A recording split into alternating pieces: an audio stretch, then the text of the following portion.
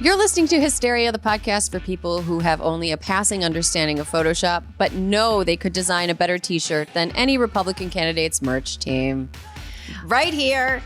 Don't do it for them. Reporting for duty. Don't do it for them. I know, but still, come on. Terrible. It's really bad. It looks like it was a lot of their merch logo stuff looks like it was designed by the same person who designs the like Cash for Gold ad. Yes. Stuff. Also, do you think Donald Trump's Make America Great hats are still made in China? Yes, I do. If they're not made in China, they're made in another place that that isn't America. It's bad. That isn't America. Yeah. So we're talking debate. It's debate season. We're begrudgingly admitting fine. It's here. It's here. We have to pay attention. But, there are little moments of the drudgery of the early primary season where you have to remember people like Lincoln Chafee, like people who you're just this person isn't, remember him? It's just like this person. It's not going to be somebody that I need to remember long term. And I can't believe I have to devote energy to learning anything about them right now. But I'd like to open with a little moment of brightness, because there are little moments of brightness in this kind of dark time. A little bit. So I'd like to open with a reading from Wednesday morning's Politico Playbook, which is a publication that, is really useful if you just kind of want to get the lay of the land for the day. It's where I begrudgingly read when I want to know what the worst people in the world are complaining about to reporters. Okay, so Spotted, Part 2. White House hopeful and former Rep. Will Hurd, R. Texas, standing next to a smoothie king in Chicago's O'Hare International Airport yesterday, railing against the RNC for keeping him from the debate stage. The former congressman and Trump critic had been in the Windy City for debate prep. Okay, and here's why there's drama. He flew all the way to Chicago to prepare for this debate in Milwaukee. A few days ago, this is again from Playbook, a few days ago, Hurd believed he'd cleared the RNC's threshold for the debate stage. He surpassed 40,000 individual donors and hit 1% or higher in 3 state polls and 2 national polls. But late Monday, the RNC informed Hurd that he didn't qualify for the debate. Ditto for 2 other Republicans who thought they'd made it, Perry Johnson and Larry Elder. Don't know him. Since then, these candidates have railed against the RNC. Johnson and Elder have threatened to sue. Hurd told Playbook that the RNC is cherry-picking polls to keep him from the stage. I'm tied with Nikki Haley and Vice President Pence in New Hampshire, but they cherry-pick because they don't want me on stage, Hurd told Playbook. This is not just about silencing me. It's about silencing all the people that want to see someone like me on stage. All the people. So many people. The 1%. So I kind of agree with him. I feel like this debate is a real wreck. You know what I mean? It's like Trump wanted to have his people in the spin room, which is an absurd request, by the way. And Fox was going to let them. But then yesterday, I think at 2:00, they pulled the Trump credentials from the spin room because they're like, no, we're drawing a line. But also, I think Will Hurd is right. I think there's no more room left on the stage. And they're like, sorry. Yeah, we only have 7 podiums. That's it. So obviously, if you're listening to this, we record on Wednesday mornings. So we're not going to give you a debate recap for Thursday morning. We're not going to stay up that late. These people are not worth us staying up that late. But it is, it's also true that there are only 38,056,378 seconds between now and when the polls close in Wisconsin on Election Day 2024. And so we got to talk about this. Since we can't talk about what actually happened, we're going to give some predictions. Alyssa, what are some of your predictions? Okay, Erin, here's prediction number 1. Nikki Haley is going to need 10 Advil tomorrow to recover from twisting herself into a knot from giving her abortion answer tonight. Ooh. Yeah, okay. Number 1. Okay. Number 1. Vivek is obviously going to rap at some point. It's his whole shtick, right? He's going to rap. The clock's run out. Time's up. Over. Plow. Snap back to reality. Oh, there goes gravity. I would prefer he didn't. Oh, God. But he will. And I think my last prediction is that everyone will agree that Chris Christie was the smartest person on stage and he will still never break 2%. Yep. I think everybody who is in the political media talking about it will be like, Chris Christie was impressive. Here's a prediction that I have, and this is a little bit more serious and down the line. Everybody sleeps on Mike Pence as a debater. And, you know, I think that during his debate with Kamala Harris in 2020, I think she won, but it wasn't the like stomping that a lot of people Totally thought agree. that it would be. Totally and, agree. You know, he is a person whose career before he was in politics was like connecting with people in like through a microphone. And I think that if Mike Pence gets a chance to actually answer some questions, he could end up looking like the competent adult on stage. And that's why I worry constantly, but I worry specifically that Donald Trump not coming to this debate is it is going to be like the butterfly flapping its wings that leads us to Mike Pence being the nominee of the Republican Party through some kind of weird split primary, or like he's disqualified because he's a felon now, or whatever happened. Like I can see in one version of the universe where Mike Pence ends up as a result of this becoming the nominee. I hope I'm wrong. I hate the guy, but let me tell you, all eyes on Mike Pence. Then that's what I'm watching. No tonight. eyes on Mike Pence. I don't want to. I don't want to listen to him talk. I you know, as Tommy Vitor says, he's like a community theater Ronald Reagan. He reminds me of sort of like the guy your mom marries after she gets clean and sober and finds religion, but like too much. You know, like she finds religion, like, but too much and the wrong religion. And she's like addicted to her church. And she gets married to Mike Pence, who is like makes you raise a calf and kill it at the end of the county fair. Oh, like he seems like that kind of like stern. That's fucked up. Yeah. Remember that story from last summer? They do that every summer with 4-H kids. I know. It's really deranged. Yeah, he just seems like an evangelical stepdad to me, and I don't want him to. Okay. Yeah. Anyway, maybe I should be telling this to my therapist. Any predictions about Senator Scott? I don't know. Like he doesn't. I mean, he doesn't make sense to me in this race. But like, you know, God bless him. I mean, look. I have heard he is a thoughtful, nice man who I politically would never agree with. Oh. He's got garbage ideas, garbage opinions. I mean, Erin, who on the stage tonight won't have garbage ideas? I mean, this is like the whole problem with the fact that there's no Democratic primary. The only people we have to pay attention to are people we are just absolutely constitutionally incapable of getting on board with. But here's something that I'll say that is a good thing about this whole process. So because there is no Democratic just clusterfuck going on at the same time as the Republican clusterfuck, Republicans that are competing for the primary nomination are trying to appeal to Republican primary voters. At the same time, everybody's watching them. So general election voters who are like, you know, I consider myself a moderate, but they're actually kind of a Republican, are going to see them like spouting this absolutely bonkers, cuckoo banana shit during the primary season. And they're going, I mean, that's going to be fresh in their mind. So I think that when only one party has a nomination that's up for grabs, that puts a lot of pressure on the nominee to be a real big fucking hypocrite. And now a lot of these people don't have like problems doing it, you know, especially Donald Trump. He's kind of, it's his whole thing is just saying whatever he feels like he needs to say in the moment. But, you know, I think that these other candidates who don't have like the Teflon Don coating, which by the way contains PFAS, the other candidates are not as they don't as easily get away from having their own words as Donald Trump does. And I think if the nominee isn't Donald Trump for whatever reason, even though it does look like it's going to be, yeah, I mean, there's just going to have to, they're going to have to do some backpedaling. So I hope their hamstrings are strong.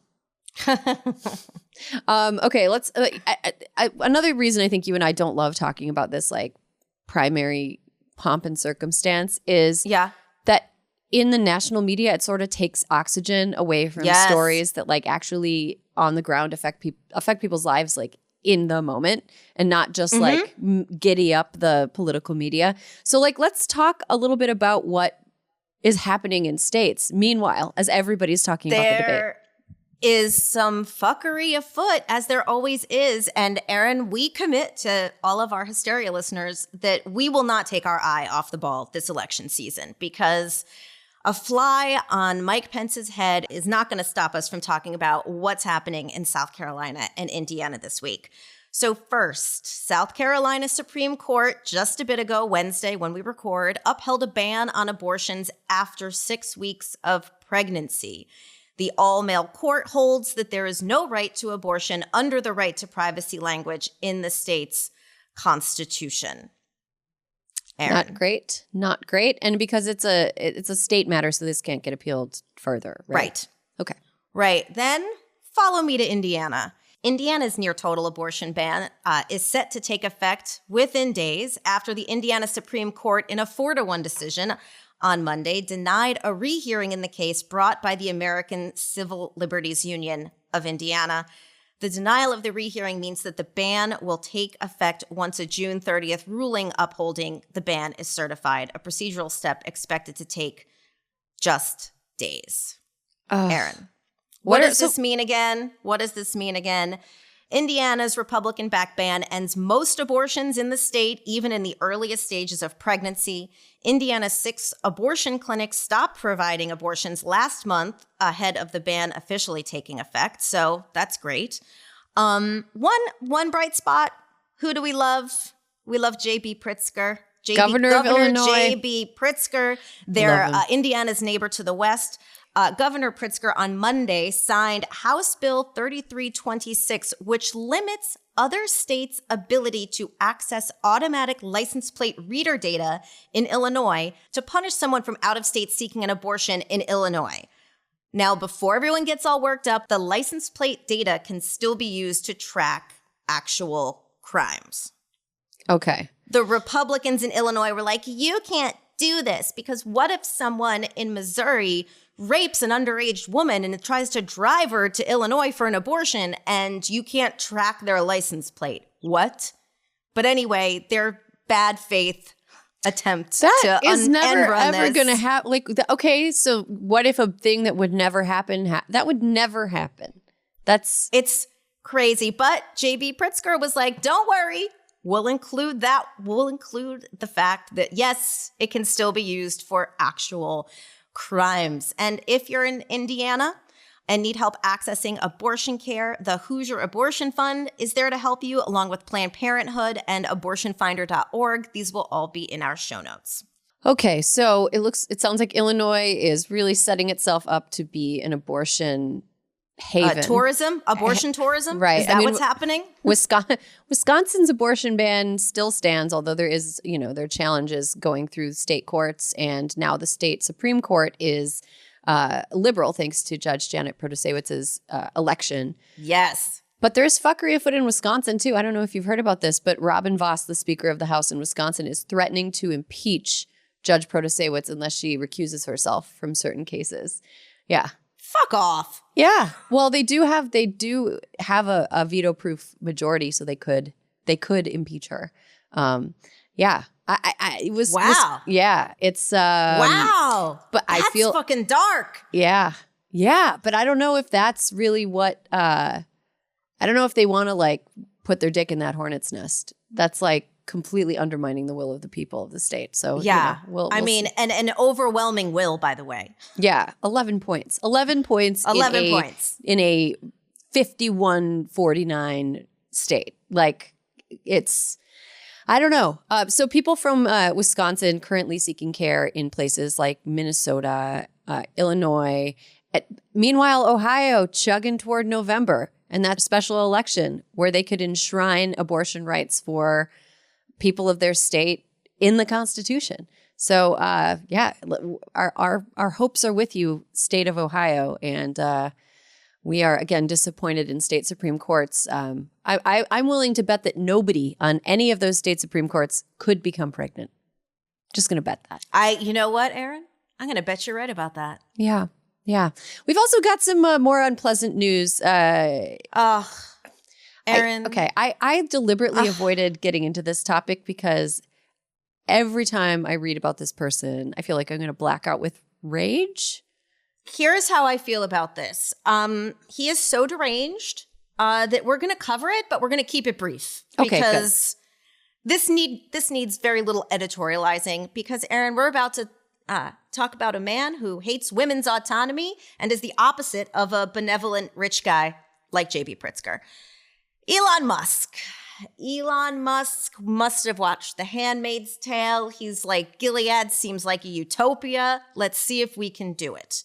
A Bloomberg report revealed Monday that he's backed that up with a $10 million donation to a fertility and population research project. You know why, Erin? Elon Musk thinks that we need more people on this planet, that population is the biggest problem facing the planet. Not climate change, not anything else, Erin. He thinks that we need more people to make this place better. Hard disagree. Well, population decline is the biggest threat to capitalism because it threatens forever growth, even though forever growth is not possible without the destruction of all of our resources. But anyway, carry on. No, it's fine.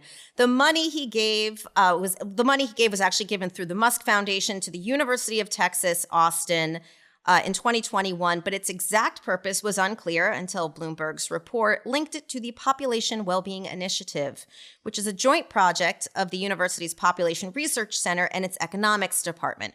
Through its research, it looks into fertility, the future of population, and economic growth. Wait for it.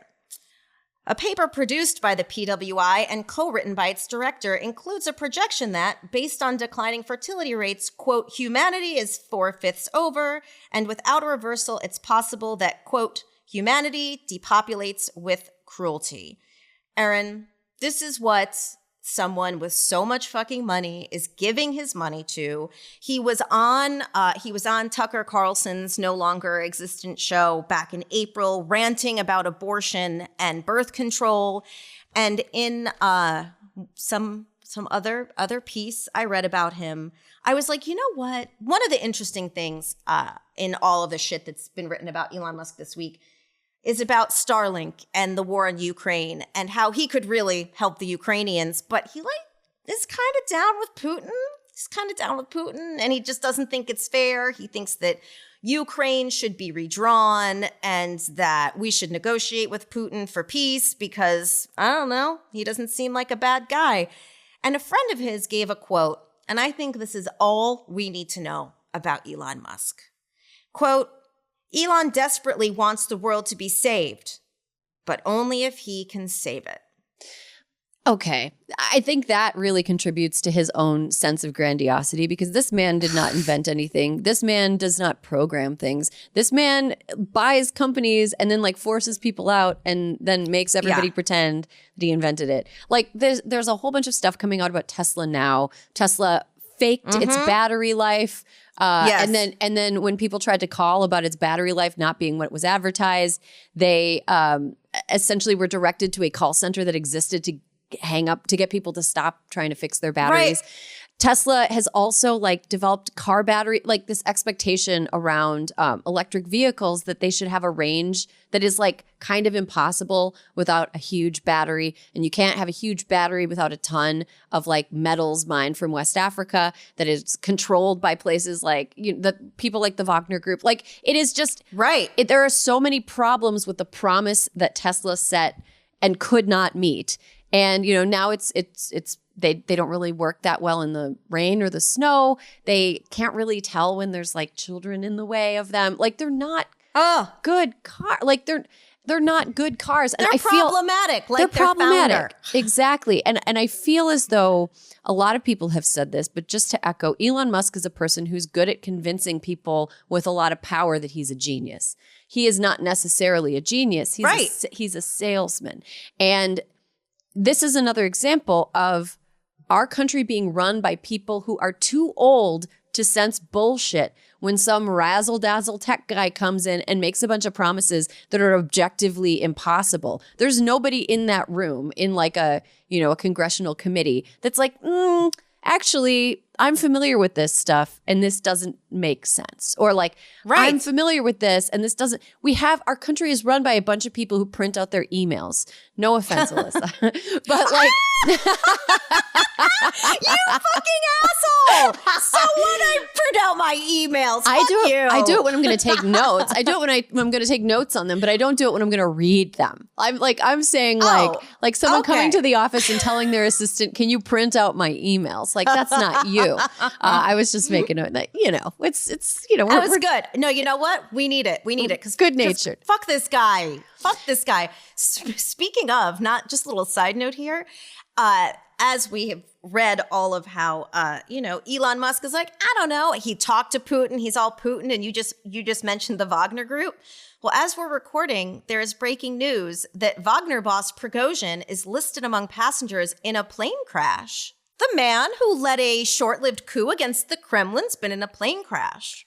Just saying. Anyway. If I had led a short-lived coup, I'm just going to say, just to throw in this confusion, if I had helped run a short-lived coup against Vladimir Putin and I did not get immediately executed as a result of that, I would be very motivated to fake my death. So... Ooh, okay. Is this going to be the Lifetime movie we've been waiting for? I could see both sides. I love stories when people fake their death or when there's questions about whether or not they faked. I'm a sucker for a fake death. Where was the plane crash? Was it in the Philippines? Because if it was in the Philippines... we're not. It's unclear. This is literally flashed across my TV as breaking news. Okay. Because if it was in the Philippines, I would guarantee that was a fake death. A lot of people who die in the Philippines, oh my gosh. Anyway, it's a whole thing. That would mean Prigozhin ends up on next season of 90 Day Fiancé. Wearing like one of those mustaches and plastic noses and like, yeah. I would say that morally he would probably be better than some of the people that have been on that show. You know what? It's probably not untrue. All right. So Elon Musk sucks. That's what happens when flashy billionaires convince a bunch of old people that they're geniuses. We need more tech savvy people in government. Or some benevolent geniuses. Yeah. I mean, the rich will not save us. They won't. The type of personality it takes to acquire that much wealth is, unless you literally inherit it or like get it in a divorce like Mackenzie Scott, the type of person you have to be in order to get that rich is not good. You have to not be a good person. I think you're right about that. Oh, speaking of Mackenzie not Scott. Good. Oh my God. Okay. Mackenzie Scott has given away half her wealth. I just read she's given away half of it in like 3 years. So I think she's good. But I want to hear about not good. Let's go. Next up is also not good. Oh, okay. Yes, you're right. Not good. Oh, yeah. Fucking men ruining things, right? Ruining things left and right. So Spain just won its first ever Women's World Cup. Super exciting. Exciting. It's celebrated with a huge party in Madrid on Monday, but the victory was a little bit tarnished by what happened during the medal ceremony. The head of the Royal Spanish Football Federation planted a non-consensual kiss on the lips of Spain's Jennifer Hermoso. It's pretty bad. No, the Federation... That was disgusting. It was disgusting. His name is Luis Rubiales, and he's being roundly criticized, thank goodness, including by Spain's very handsome prime minister. And the reason I'm mentioning he's handsome is because Fiona put it in the outline. Yes, noted. I Googled. Thank you, Fiona. Thank you, Fiona. Handsome. But this is not the only hurdle that the Spanish players are facing. Their coach is like a bad person, and all of what a World Cup victory should be is about the accomplishments of the players and a celebration of them being just at the top of their game. But Spain's incredible achievement is being eclipsed by this. Do you want to hear my pitch? Yeah. I have a pitch for Spain. Okay. Now that Megan Rapinoe has retired, I think Megan should go coach Spain. Ooh, that would be interesting. Do you also think so? I think that'd be super cool. But I selfishly don't want her to go. I think she should just coach in the US. Like that too. Whatever feels right. She should go coach somewhere. But I feel like Spain is in a more dire coaching situation than the US. Yes. They need some saving. But of course, Spain wasn't the only country in the Women's World Cup final who had their moment of sports excellence partially eclipsed by dumbass behavior by important men. Prince William was apparently too busy being King Jr., I don't know, and important to even attend the World Cup final. Deputy King? Yeah, Deputy King. Vice King. He's the Vice King. Vice King. He was too important to even attend. His country was in the World Cup final and he didn't even go. But, you know, hey, at least he didn't. That's crazy. Yeah, at least he didn't go all Pepe Le Pew on one of his country's top female athletes. So there's that. I mean, that's true. Upside. Yeah, he could send an edible arrangement to Luis Rubiales as a thank you for hiding the fact that he made a shitty decision as an important figure in his country. He should have gone. That would not have happened if that was the men. No way. No way. No way. That's fucking ill. I hate sexism. that. I'm calling sexism. I'm calling it sexism. The card has been dropped. Cards down. Sexism card. Okay. All right. So we're going to take a quick break. We have a really fun interview with a linguist who studies women's words throughout the history of our language. Stick around for that. We'll be right back. Welcome back. You're listening to Hysteria, the podcast that has long been on the hunt for a better word for menstruation. Our guest today is an English professor at the University of Oxford. Heard of it? She's just published her first nonfiction book, Mother Tongue, The Surprising History of Women's Words. Jenni Nuttall, welcome to Hysteria. Hi, thanks for having me on. First of all, congrats on the book. I know that it's hard to write a book and get it through that whole process, and it must be a relief to finally have it out. What prompted you to write it in the first place? Well, it was a mix of things, sort of personal and professional and kind of political in a way. I teach at Oxford and I often had students stop and ask me interesting questions about words in tutorials, and I would go away and find out the answers. And then I have a 15-year-old daughter. So for the last few years, I've been thinking about the words I use with her and kind of talking to, she likes asking questions about words as well. And then I was also, as women were starting to address all sorts of topics in their lives, it made me think a lot more about the vocabulary. So I got thinking about where do the words we use today come from? And then because I teach the very oldest literature and language, Old English, medieval English, I started thinking a lot about were there earlier words that we've forgotten? Is it that the modern words we have now are the only words that express some of these things to do with women's bodies and their lives and their experiences? Or could we go back and find some older words and maybe think about modern words by thinking about words that existed in the past? Well, it must feel a little bit meta talking about your work and the way the English language handles women on a podcast featuring women's voices that we ironically named Hysteria. You've spent some time studying, thinking, and writing on the word hysteria. So can you go into why it's so loaded? Yeah, and, you know, even now, it's interesting that sometimes when someone uses that word about a woman, there's a real backlash still, because we know it's an important word. The interesting thing perhaps is you don't get that word in English until the mid-18th century, and you don't even get the adjective hysterical until the 17th century. And the history of hysteria, I guess this fits with your podcast, things are always a bit more complicated and interesting and kind of rich than you would think on first sight. There has always been a tendency to attribute certain things to do with women to the influence of their womb, and also descriptions of kind of breathlessness and suffocation. But it hasn't always been one thing, hysteria. And, you know, from in the 16th, 17th, 18th centuries, perhaps there were people thinking, well, hang on, there are symptoms that men and women both get. So, you know, what we call hysteria in women is the same as hypochondria in men. So it has had a great history of sexism, misogyny. But people have always kind of used that word to kind of challenge that idea. Hysterical first turns up in English when someone's trying to challenge an accusation of witchcraft, a kind of different stereotype.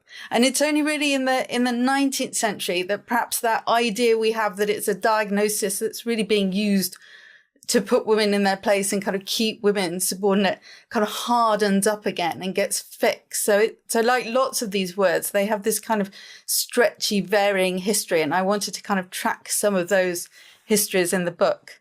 Mm-hmm.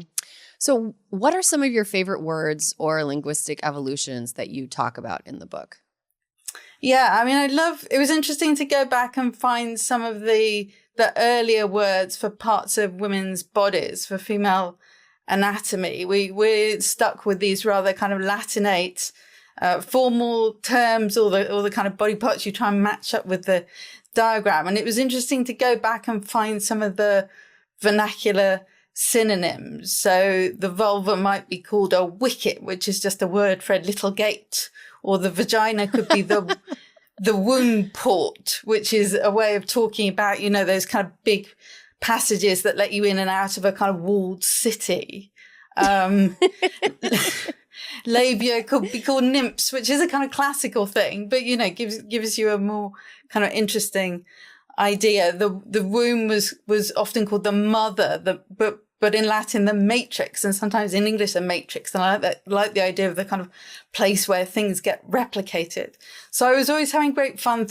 It's a kind of what if book. I'm not really saying we can bring back these old words, but I'm saying kind of what, we've got this one, but what if we had those ones? And I think those plainer words for body parts are a bit more user-friendly, perhaps, than some of the kind of anatomical, Latinate, gynecological stuff that we're stuck with now. I, for one, kind of want to start calling my uterus the Matrix. I think that would be... it's very catchy. It works well on a movie poster. Are there any words that we've forgotten about that you think we as women should be using more? I think there's such a great history of kind of working women's words and words that capture the kind of reality of juggling work and home. I like that.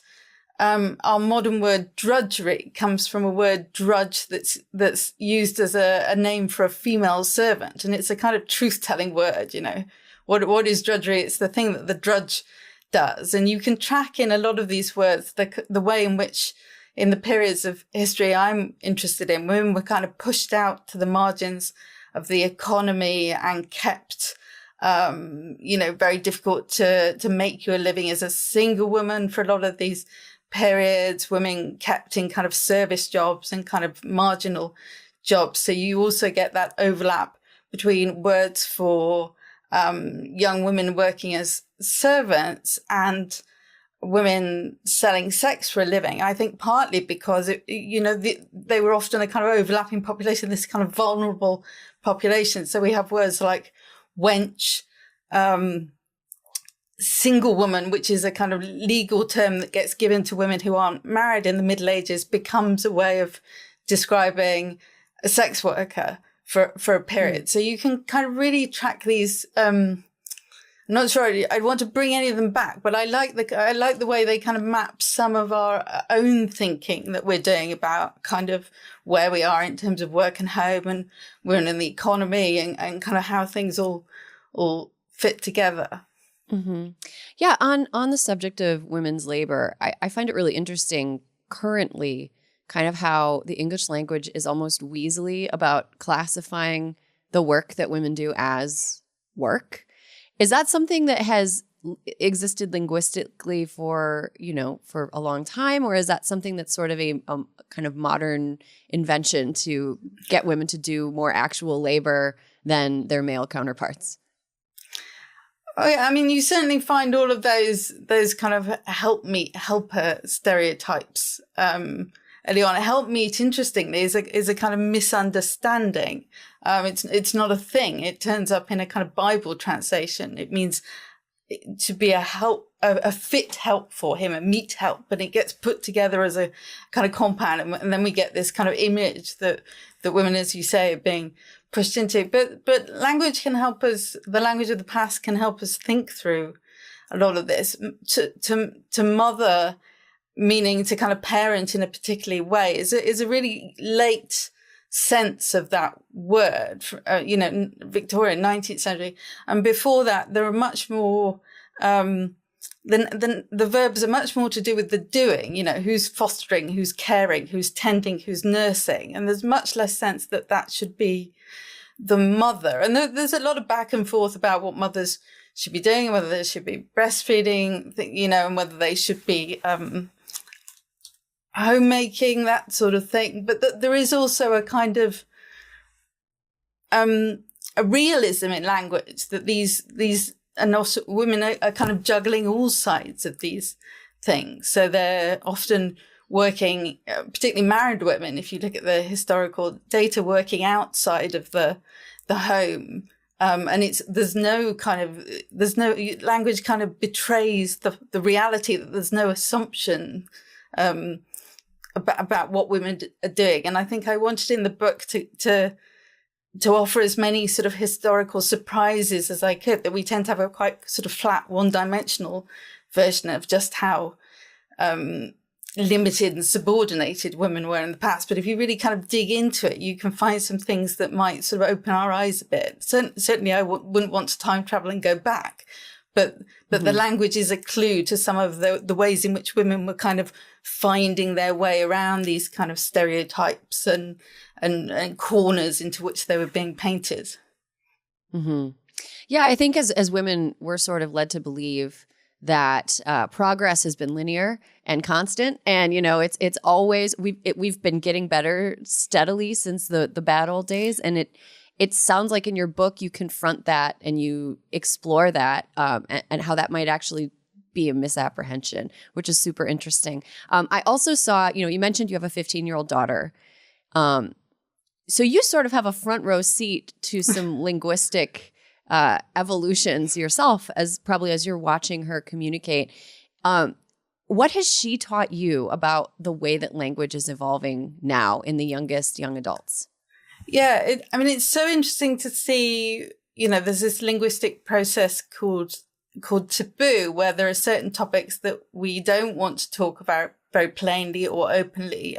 Often things to do with the body that we don't want to kind of share in a public way. It's so interesting to see. I think even when I was growing up at school, there wasn't so much openness talking about menstruation, say, and the different products and kind of how it feels to go through it. But she and her friends very definitely talk quite straightforwardly in this, and will talk very straightforwardly to me. And actually the inspiration for the book came from her kind of marching in through the door from school one day, having had a kind of, she was doing her best. She was quite young. She was kind of working out how to manage menstruation as a school pupil.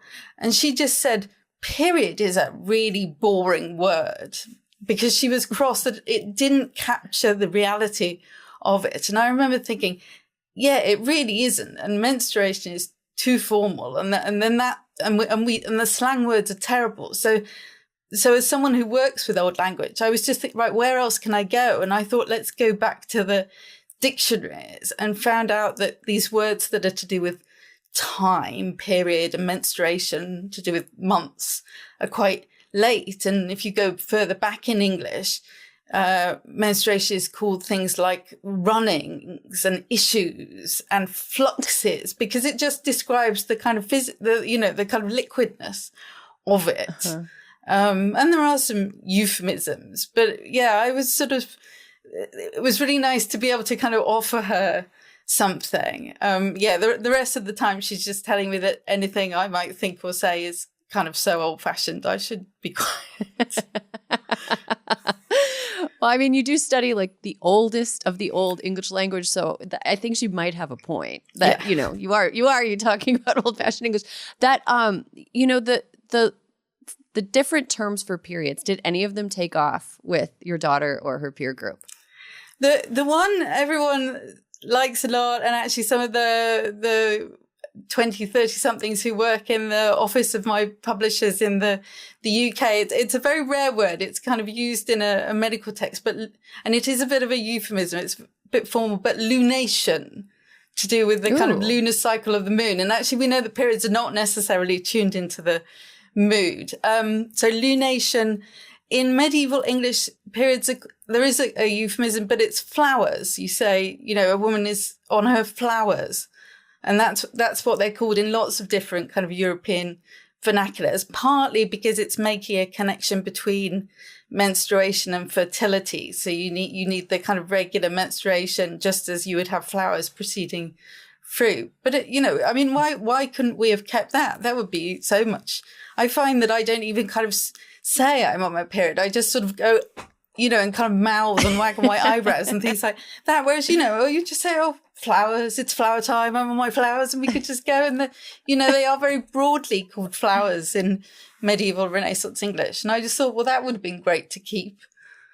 Yeah, let's bring it back. There's no reason we can't bring it back. So your book is just coming out worldwide, but has been out in the UK for a few months. What's the reaction been? And also, where and how can our listeners get their hands on a copy?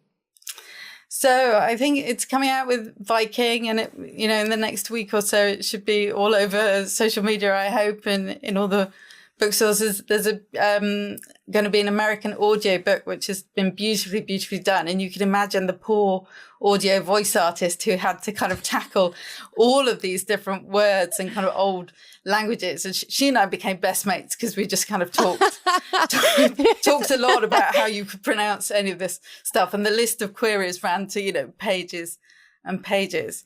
No, it's been great. And it seems to, it kind of seems to have met, lots of my students and other people of their age seem to kind of like it, and particularly as a way into kind of women's history and gender history. And then, I went to a book festival in Suffolk and did a talk at 11 o'clock, and they'd sold out of all the copies by tea time. So I think it's kind of meeting a nice reception. You can check out Jenni Nuttall's new book, Mother Tongue, The Surprising History of Women's Words, wherever you get your books. You can probably pre-order it. It's coming out this week. Highly recommended. Super interesting stuff. Jenni, thank you so much for joining us. We really appreciate it. Thank you so much.